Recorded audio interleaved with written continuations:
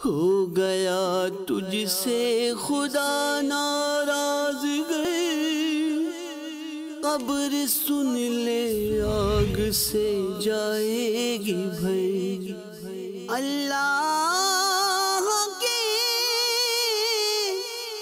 ناپسندیدہ بندے۔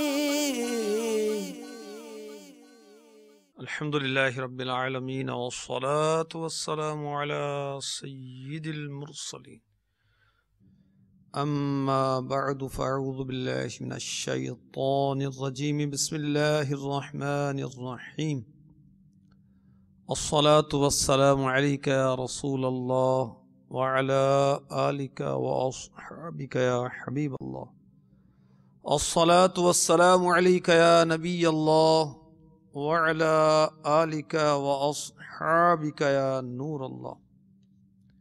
ظلم کا انجام رسالہ جو میرے شیخ طریقت امیر اہل سنت نے مرتب فرمایا ہے، اس میں درود پاک کی فضیلت بہت پیاری ہے القول البدی کے حوالے سے۔ چنانچہ حضرت سیدنا شیخ احمد بن منصور علی رحمۃ اللہ الغفور کو بعد وفات کسی نے خواب میں اس حال میں دیکھا کہ وہ جنتی حلہ یعنی لباس زیب تن کیے، موتیوں والا تاج سر پر سجائے شیراز کی جامع مسجد کے محراب میں کھڑے ہیں۔ خواب دیکھنے والے نے پوچھا ما فعل اللہ بکا، یعنی اللہ عز و جل نے آپ کے ساتھ کیا معاملہ فرمایا؟ کہا اللہ عز و جل نے مجھے بخش دیا، میرا اکرام فرمایا اور موتیوں والا تاج پہنا کر داخل جنت کیا۔ پوچھا کس سبب سے؟ فرمایا الحمدللہ عز و جل، میں محبوب رب الانام صلی اللہ تعالی علیہ وآلہ وسلم پر کثرت سے درود و سلام پڑھا کرتا تھا، یہی عمل کام آ گیا۔ صلو علی الحبیب صلی اللہ تعالی علی محمد وعلی آلہ وصحبہ وبارک وسلم۔ نبی رحمت شفیع امت صلی اللہ تعالی علیہ وسلم کا فرمان علی شان، نیت المؤمن خیر من عملہ، مسلمان کی نیت اس کے عمل سے بہتر ہے۔ حسب حال جس قدر اچھی نیتیں زیادہ کر سکتے ہیں کریں، اللہ تبارک و تعالیٰ کی رضا، خوشنودی، حصول ثواب، توجہ کے ساتھ سننا، ادب کے ساتھ بیٹھنا، حسب موقع عز و جل کہنا، درود پاک پڑھنا، رضی اللہ تعالی عنہ کہنا، نیکی کی دعوت پر عمل کرنا، اوروں تک پہنچانا، آیات رحمت کی امید پر انتہائی توجہ کے ساتھ سننا، ایصال ثواب کی نیت بھی کی جا سکتی ہے، میں بھی کر لیتا ہوں، چاہیں تو آپ بھی کر لیں۔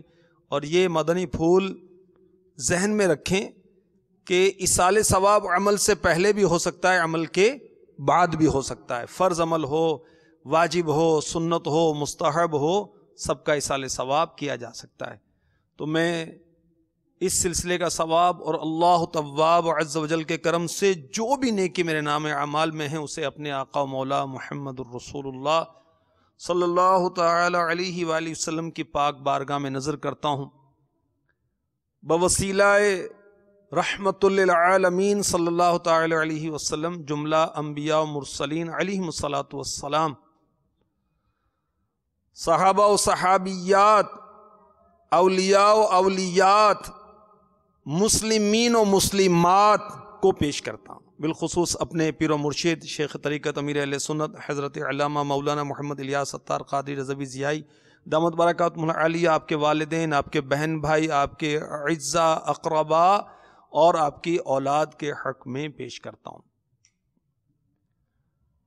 کتنے بدنصیب ہیں وہ بندے جو اللہ کو نہیں بھاتے،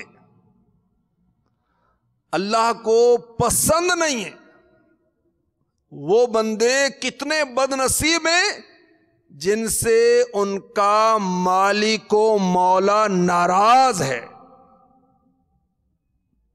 پچھلے سلسلوں میں آپ نے سنا کہ کفار، مشرکین، یہود و نصارہ، ان سے اللہ تبارک و تعالی ناراض ہے۔ یہ بھی ایک سلسلے میں عرض کیا گیا کہ بری باتیں کرنے والے اللہ رب العزت کی پاک بارگاہ میں پسندیدہ نہیں ہیں. جھوٹ بولنے والے، غیبت کرنے والے، چغلی کرنے والے، گندی باتیں کرنے والے، اپنے عیب یا کسی کے عیب آشکار کرنے والے، یہ پسندیدہ بندے نہیں.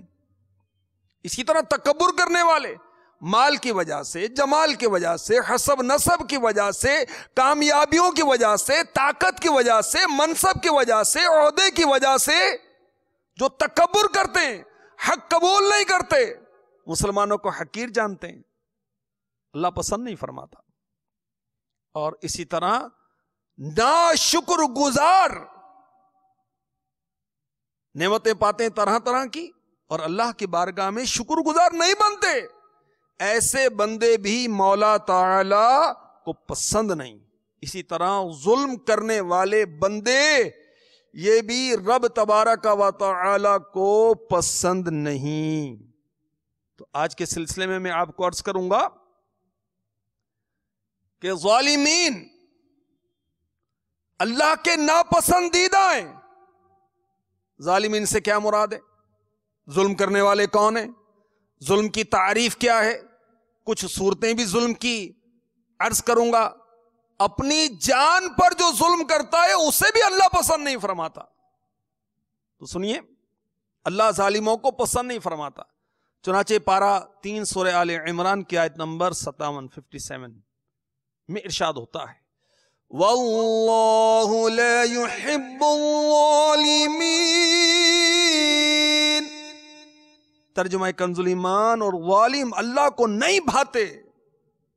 پارہ 4 سورہ آل عمران کی آیت نمبر 140، واللہ لا يحب الظالمین.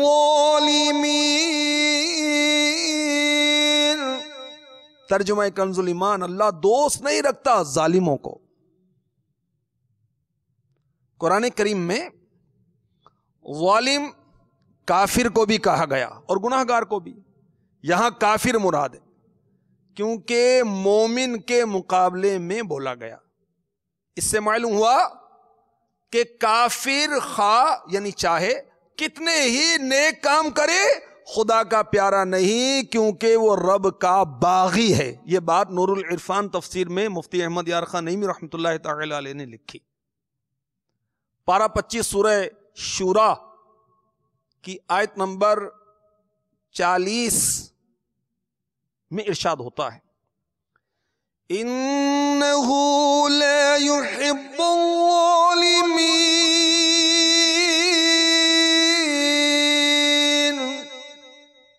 ترجمہ کنز ایمان، بے شک وہ دوست نہیں رکھتا ظالموں کو. حضرت سیدنا ابن عباس رضی اللہ تعالی عنہما نے فرمایا، ظالموں سے وہ مراد ہیں جو ظلم کی ابتدا کریں. اور تفسیر نور العرفان میں مفسر شہیر حکیم الامت مفتی احمد یار خان نعیمی علی رحمت اللہ الکوی لکھتے ہیں، اللہ تعالی ان کو جو ظلم کرے یا لوگوں کو لڑائیں ناپسند فرماتا ہے. تو وہ نادان جو میاں بیوی کو لڑاتے ہیں، بہنوں کو لڑاتے ہیں، بھائیوں کو لڑاتے ہیں، بہن بھائیوں کی لڑائی کراتے ہیں، اولاد سے ماں باپ کی، ماں باپ سے اولاد کی، پڑوسیوں سے، دوستوں، رشتہ داروں، بھائی بہنوں کی آپس میں لڑائی کرواتے ہیں، وہ غور کریں، عبرت حاصل کریں.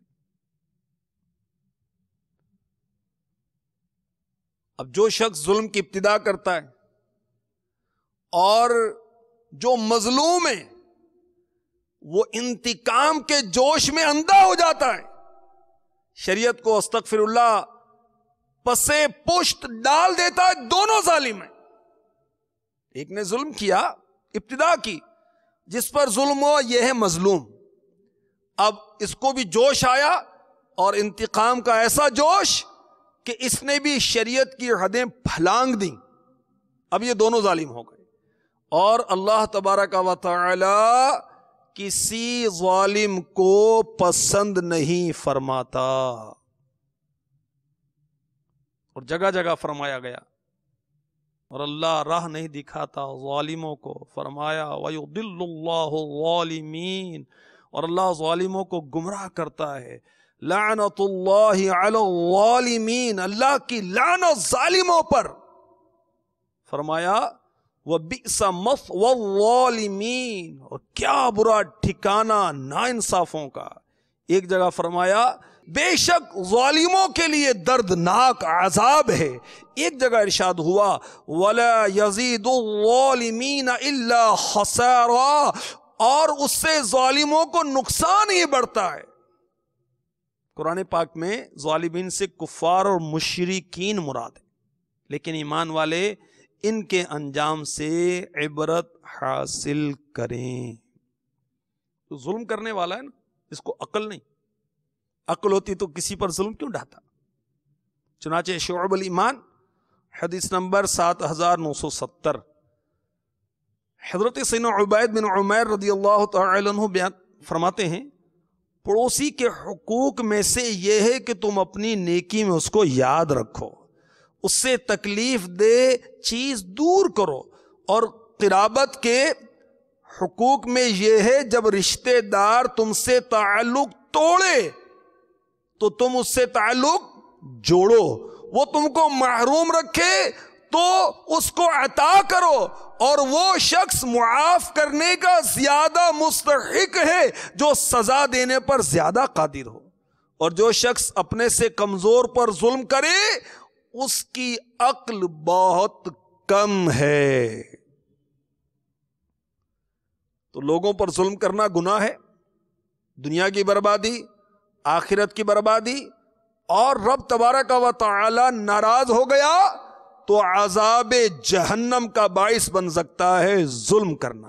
ظلم کرنا اللہ کی نافرمانی، ظلم کرنا رسول پاک صاحب الاولاق سیاہ افلاق صلی اللہ تعالی علیہ وسلم کی نافرمانی اور بندوں کی حق تلفی ہے. ظلم کیا ہے؟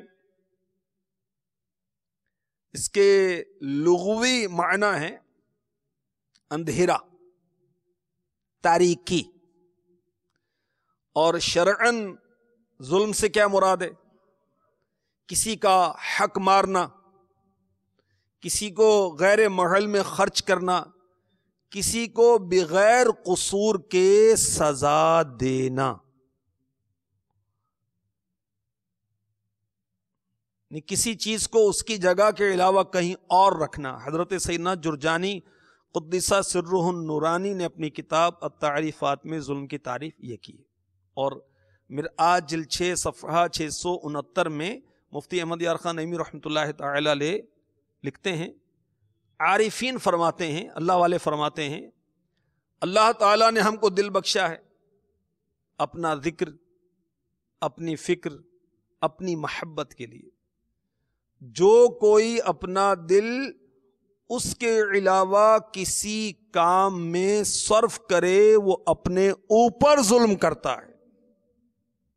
تو کاش اس دل میں مولا تعالیٰ کی یاد ہو، اس کی محبت ہو.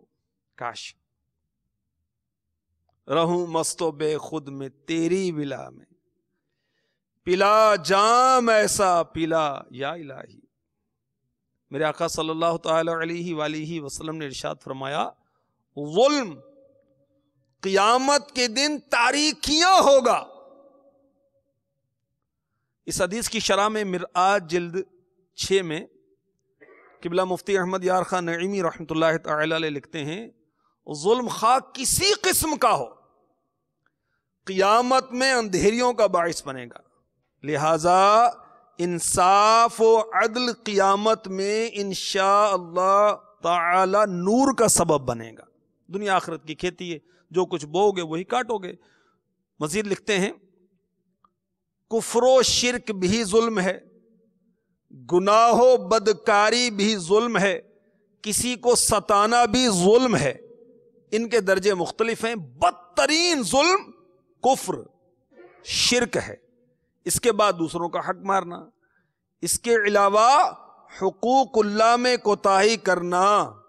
جیسا ظلم ویسی قیامت میں تاریکی. اللہ تعالی ظلم سے بچائے.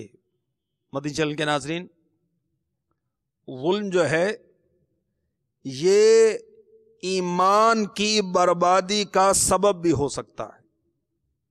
جی ہاں، سنیے، امیر اہل سنت کے اس رسالے میں لکھا ہوا ہے، بہت پیارا رسالہ ہے۔ آج کل بدقسمتی کے ساتھ ہر جگہ ظلم کا بازار گرم ہے۔ علم حاصل کریں گے تو انشاءاللہ عز و جل ہمیں پتہ چلے گا بندوں کے حقوق کیا ہیں، اللہ اور اس کے رسول عز و جل و صلی اللہ تعالی علیہ وسلم کے ارشادات کیا ہیں۔ عمل کریں گے تو انشاءاللہ گناہوں سے بچ جائیں گے، نکل جائیں گے۔ تو ظلم کے سبب ایمان برباد ہو سکتا ہے، یہ ظلم کی نحوست ہے۔ چنانچہ امیر المؤمنین حضرت سیدنا عمر فاروق اعظم رضی اللہ تعالی عنہ، آپ حقوق العباد کے معاملے میں رعایت نہ فرماتے تھے۔ چنانچہ شاہ غسان نیا نیا مسلمان ہوا، فاروق اعظم رضی اللہ تعالی عنہ کو بہت خوشی کیوں ہوئی کہ اس کے سبب اب اس کی رعایا کے ایمان لانے کی امید پیدا ہو گئی تھی۔ یہ شاہ غسان خانہ کعبہ کا طواف کر رہا تھا، اس کے کپڑے پر کسی غریب اعرابی عرب کے دیہاتی کا پاؤں آ گیا۔ غصے میں آ کر اس نے ایک زوردار تماچا مارا، اس عرب کے دیہاتی کا دانت شہید ہو گیا۔ اس عرب کے دیہاتی نے فاروق اعظم رضی اللہ تعالی عنہ کی بارگاہ میں فریاد کی۔ شاہ غسان نے تماچا مارنے کا اعتراف کیا تو میرے آقا فاروق اعظم رضی اللہ تعالی عنہ نے مدعی یعنی دعویٰ کرنے والے مظلوم عرب کے دیہاتی سے فرمایا کہ آپ شاہ غسان سے قصاص لے سکتے ہیں، بدلہ لے سکتے ہیں۔ اب یہ سن کر شاہ غسان نے فیل کیا، برا منایا کہ ایک معمولی شخص مجھ جیسے بادشاہ کے برابر کیسے ہو گیا جو اس کو مجھ سے بدلہ لینے کا حق حاصل ہو گیا۔ فاروق اعظم رضی اللہ تعالی عنہ نے فرمایا اسلام نے تم دونوں کو برابر کر دیا ہے۔ شاہ غسان نے قصاص کے لیے 1 دن کی مہلت لی اور رات کے وقت نکل بھاگا اور استغفر اللہ مرتد ہو گیا۔ استغفر اللہ استغفر اللہ۔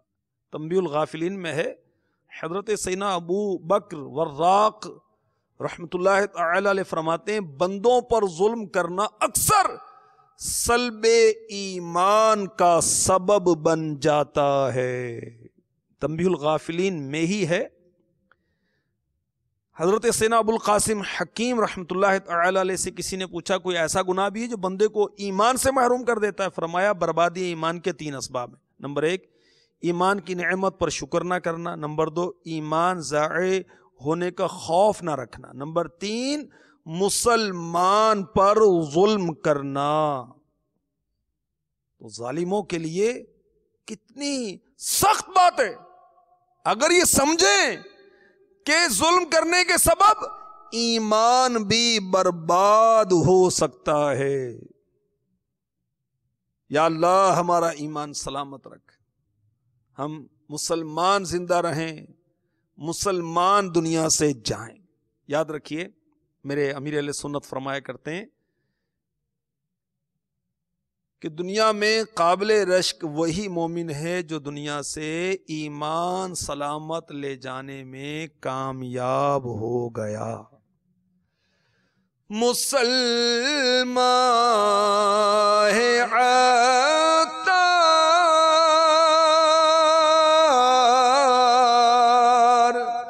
تیرے کرم سے مسلمان ہے عطار، تیرے کرم سے ہو ایمان پر خاتمہ یا آمین۔ تو مسلمان پر ظلم کرنا سلب ایمان کا سبب ہے، یعنی اس سے ایمان برباد ہو سکتا ہے۔ تو مسلمان کو چاہیے کسی مسلمان پر ظلم نہ کرے۔ ہمارے پیارے نبی رسول ہاشمی مکی مدنی صلی اللہ تعالی علیہ وسلم نے ارشاد فرمایا، صحیح مسلم حدیث نمبر 2580، مسلمان کا بھائی ہے، نہ اس پر ظلم کرتا ہے، نہ ہی اسے بے یارو مددگار چھوڑتا ہے۔ جی وہ ہمارے ساتھ نیک معاملہ نہیں کرتا، ہم کیسے کریں؟ اینٹ کا جواب پتھر سے دیں گے، اس نے ہم سے توڑا ہم بھی توڑیں گے، اس نے تھپڑ مارا ہم مکہ ماریں گے، اس نے یہ کیا ہم یہ کریں گے۔ اللہ کے بندے یہ نہ کرو، بھلائی کریں، کوئی ظلم کرے تو معاف کر دیں۔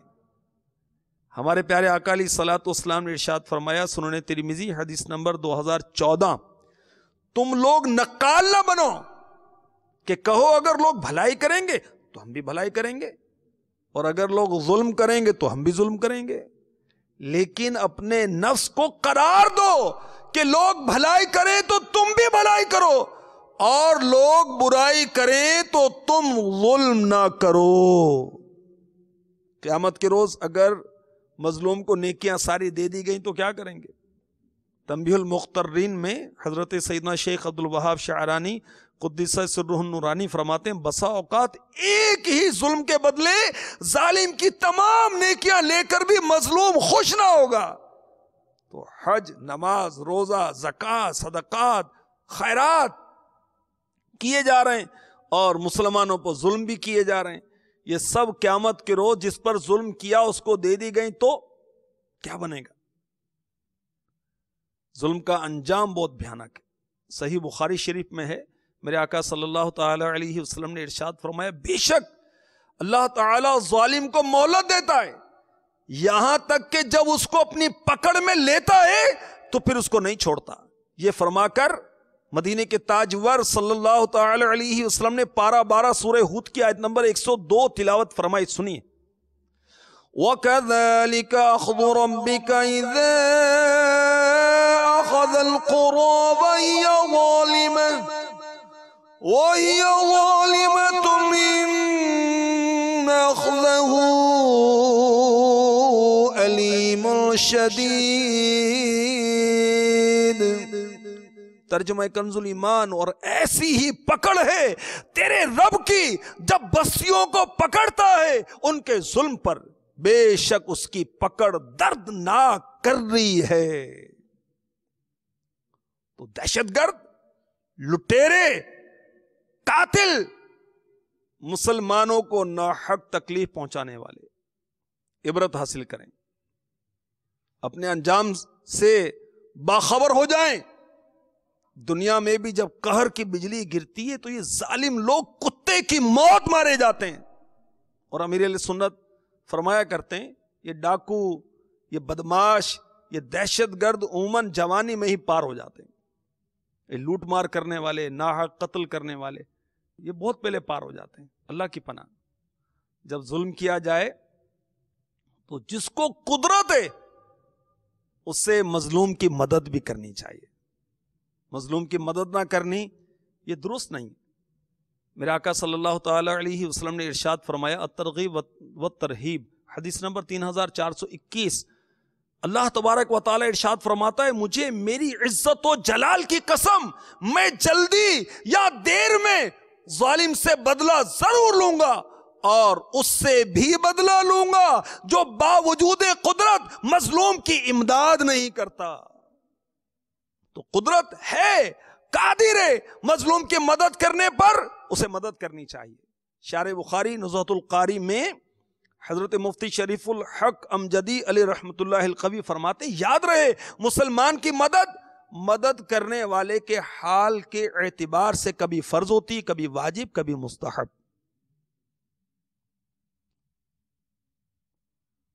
تو ظلم کرنے والے، تکبر کرنے والے تو ڈریں کہیں جہنم میں نہ ڈال دیا جائے، اور ظلم کا بدلہ بہت جلد ملتا ہے۔ کتاب الکبائر میں ایک شخص کا لکھا ہے، اس نے کسی شکاری سے وہ مچھلی اس نے شکار کی تو اس سے وہ ظلمن چھین لی اس کو مار کر، اسی مچھلی نے اس کو کاٹ لیا۔ طبیب کے پاس گیا تو انگوٹھا، ہاتھ اور یہاں تک کندھے تک اس کا ہاتھ کاٹ دیا گیا، اور پھر کسی نے توجہ دلائی تو جا کر جس پر ظلم کیا تھا اس کے پیروں میں گر کر اس سے معافی مانگی، اس کو راضی کیا۔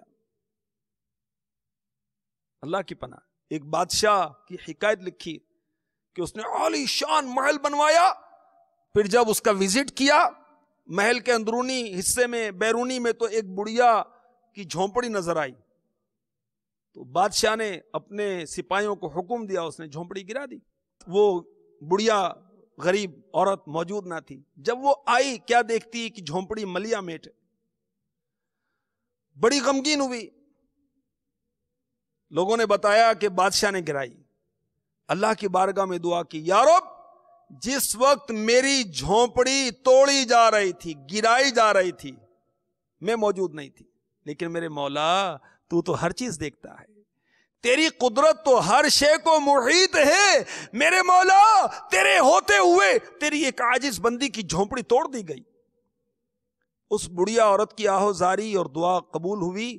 اللہ تبارک و تعالیٰ نے تمام فرشتوں کے آقا جبریل امی علیہ السلام کو حکم دیے کہ پورے محل کو بادشاہ اور اس کے سپاہیوں سمیت تباہ و برباد کر دو، اور حضرت جبریل امی علیہ السلام نے زمین پر تشریف لا کر سارے محل کو ظالم بادشاہ اور سپاہیوں سمیت زمین میں دفن کر دیا۔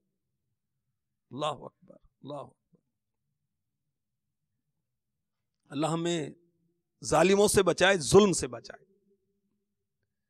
اگر ہم یہ چاہیں کہ ہم ظلم سے بچیں تو کیا کریں؟ ظلم کرنا ترک کر دیں، ہم بھی ظلم نہ کریں، تو ہم پر جو ظالم بادشاہ مسلط ہے وہ بھی فارغ ہو جائے گا۔ ظلم کے انداز کیا ہیں؟ اپنی جان پر ظلم کرنا کیا ہے؟ اپنی جان پر ظلم کرنا ہے گناہ کرنا، اللہ اور اس کے رسول کی نافرمانی کرنا، عز و جل و صلی اللہ تعالی علیہ وسلم۔ بھتہ خوری، یہ ناحق ٹیکس لینا، غنڈہ ٹیکس جس کو کہتے ہیں، کہیں اس کو مختلف نام ہے مختلف علاقوں میں، یاد رکھیں یہ بھی ظلم کا ایک انداز ہے۔ اللہ کی پناہ، ان کو بھی ڈر جانا چاہیے۔ خودکشی کرنا یہ اپنی جان پر ظلم ہے، زیادتی ہے۔ مسلمان پر ظلم کرنا یہ اس کے ساتھ زیادتی ہے۔ قرابت داروں کا حق نہ دینا یہ ان پر ظلم کرنا ہے۔ قرض خواہوں کا قرضہ نہ دینا یہ بھی ظلم ہے۔ جب لینا ہوتا ہے قرض تو پیچھے پیچھے اس کے گھومتے ہیں، اور جب وہ قرض دینے کی بھول کر دے، یہ بھول چوٹ لگانے کے لیے کہہ رہا ہوں، ورنہ قرض دینے کے بہت فضائل ہیں۔ وہ قرض دے ہی دے، لوٹاتے نہیں، تو نہ لوٹانا یہ بھی ظلم ہے۔ کسی کو ستانا، ایذا دینا یہ بھی ظلم ہے۔ والدین کی نافرمانی کرنا یہ بھی بڑا ظلم ہے۔ کسی مسلمان کو ناحق ڈرانا یہ بھی ظلم ہے۔ اور جو ظالم ہے وہ صرف اپنی جان پر ہی ظلم نہیں کرتا، بلکہ اس کا اثر انسانوں پر بھی ہوتا ہے، حیوانوں پر بھی ہوتا ہے، پرندوں پر بھی ہوتا ہے، کیونکہ یہ لوگ عام طور پر ظالم لوگ علل اعلان گناہ کرتے ہیں تو پھر نتیجتاً بارش رک جاتی ہے، قحط مسلط ہوتا ہے، پرندے درندے چرندے یہ مویشی یہ بھوک کی وجہ سے مر جاتے ہیں۔ تو ظالم صرف اپنے نفس کو نقصان نہیں پہنچاتا بلکہ پرندوں کو بھی اور چرندوں کو بھی نقصان پہنچاتا ہے۔ مگر یاد رہے کہ کیسا ہی ظالم ہے، اللہ کی بارگاہ میں سچے دل سے توبہ کرے تو اللہ تبارک و تعالیٰ اس کی توبہ قبول فرماتا ہے۔ ہاں کسی کا قرض لے کر کھا گیا تو اس کو واپس دینا ہوگا، معافی تلافی جس کو کہتے ہیں۔ اللہ کی رحمت بہت بڑی ہے، جیسا کہ بخاری شریف کی حدیث میں ہے کہ 100 افراد کا قاتل اللہ تبارک و تعالیٰ کی بارگاہ میں جب اس نے سچی توبہ کی، وہ نیک لوگوں کی طرف چلا، اللہ تبارک و تعالیٰ نے اس کی بھی بخشش فرما دی۔ اسی طرح گناہوں کا علاج میں امیر اہل سنت نے حکایت لکھی ہے، وہ شخص جو اپنی جان پر ظلم کرتا تھا، گناہ کرتا تھا، تو اس نے توبہ کی تو اللہ تبارک و تعالیٰ اس کی توبہ بھی قبول فرمائے گا۔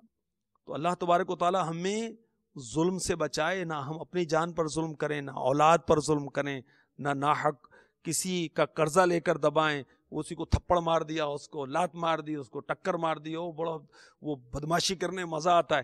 اگر اللہ تبارک و تعالیٰ ناراض ہو گیا ظلم کے سبب، اللہ کے بندے ایمان برباد ہو سکتا ہے، تجھے ڈر نہیں لگتا؟ اللہ تبارک و تعالیٰ ہمیں اپنا خوف عطا فرمائے۔ دیکھیں ایک وہ ظالم ڈاکو کا واقعہ امیر اہل سنت نے اس میں لکھا ہے کہ کس طرح اس شخص کو لوٹا اور قتل کرنا چاہتا تھا تو شیر نے آ کر اس کو پھاڑ دیا، اس کو ظلم کا بدلہ دنیا میں مل گیا۔ یہ خوفناک ڈاکو کا واقعہ ظلم کا انجام رسالے میں صفحہ نمبر 2 پر لکھا ہے۔ اس مطلب وہ رسالے میں بہت معلومات ہے۔ قیامت کے روز آگ کی بیڑیاں ان کے لیے جو لوگوں کا مال نا حق دبا لینے والے، ڈکیتیاں کرنے والے، چٹھیاں بھیج کر رقموں کا مطالبہ کرنے والے، بچوں کو اغوا کر دیتے ہیں، استغفر اللہ۔ پھر قیامت کے روز مفلس کون ہوگا؟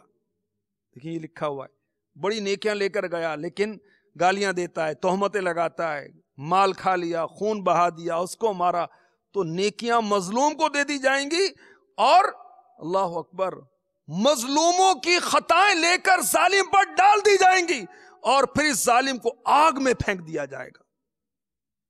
اللہ کی پناہ، اللہ کی پناہ۔ پھر اللہ والوں کا تقوی، حضرت ابراہیم ادم رحمۃ اللہ علیہ کا تقوی، آدھا سیب کا معاملہ، پھر خلال کا وبال پڑھیں اس کے اندر، گیہوں کا دانہ توڑنے کا آخری نقصان کیا ہوا اخروی، یہ 700 بار جماعت نمازیں دینی پڑیں گی، ادائے قرض میں بلا وجہ تاخیر کرنا گناہ، امیر اہل سنت نے لکھا ہے۔ غیرت مندی کا تقاضا کیا ہے؟ نیکیوں کے ذریعے مالدار، اللہ اور رسول کو ایذا دینے والا کون ہے؟ بعض جہنمیوں پر خارش مسلط کی جائے گی، وہ کون سے جہنمی ہوں گے؟ استغفر اللہ، اللہ ہمیں بچائے۔ یہ صفحہ نمبر 20 پر لکھا ہے۔ پھر میرا آقا علیہ الصلوۃ والسلام نے وہ عاجزی فرمائی، اس کا لکھا ہے۔ اب وہ کسی کا کان مروڑ دیتے ہیں، کسی کو کونی مارتے ہیں، کسی کو تھپڑ مارتے ہیں جن میں طاقت زیادہ ہوتی ہے، یا ملتے ہیں تو اتنا زور سے ملتے ہیں کہ وہ بیچاری کی چیخ نکل جاتی ہے۔ تو اس طرح نہیں کرنا چاہیے۔ مسلمان کو تو گھورنے کی اجازت نہیں ہے، خوف زدہ کرنے کی اجازت نہیں ہے۔ وہ مسلمان جو کہتے ہیں ہم شریفوں کے ساتھ شریف ہیں، بدماشوں کے ساتھ بدماش ہیں، تو سنیں امیر اہل سنت نے کیا لکھا ہے اور کیا سمجھایا ہے۔ لڑائی جھگڑے سے منع کیا ہے، برائی کرنے والے پر بھی ظلم نہ کریں، اور اللہ والوں کی باتیں لکھی ہیں کتنی شاندار ہیں، یہ ہم پڑھیں سمجھیں۔ اللہ ہمیں توفیق عطا فرمائے اور ظلم سے بچائے، ظالموں سے بچائے، ہمارا ایمان سلامت رہے۔ ظالم اللہ کے ناپسندیدہ بندے ہیں، اللہ ظالموں سے ناراض ہے، تو اللہ ہمیں اپنے پسندیدہ بندوں میں شامل فرمائے۔ عدل والے، انصاف والے، نماز قائم کرنے والے، روزے رکھنے والے، حج کرنے والے، زکوٰۃ دینے والے، خیر خواہی کرنے والے، احسان کرنے والے مومنین اللہ کو پسند ہیں، ہم وہ بن جائیں۔ کاش ہم اللہ کے اور اس کے رسول کے عز و جل و صلی اللہ تعالی علیہ وسلم پسندیدہ بندے بن جائیں۔ آمین آمین آمین بجاہ النبی الامین صلی اللہ تعالی علیہ وسلم۔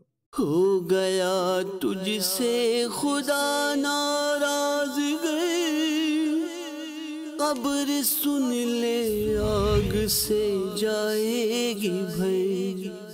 اللہ